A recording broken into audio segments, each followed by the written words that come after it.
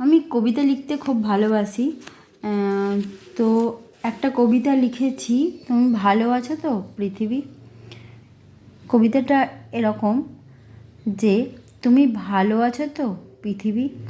একদিন যখন তুমি ছিলে সবুজ, তোমার সেই মনোমোহিনী রূপ কল্পনা করে আমিও হই অবুঝ। কল্পনাতে আনতেই পারি না। ছিল নদী নালা ঝর্ণা, পাখির গুঞ্জন এখন শুনি না। দিগন্ত জোড়া মাঠ এখন কোথাও দেখি না। তবু তুমি ভালো আছো তো।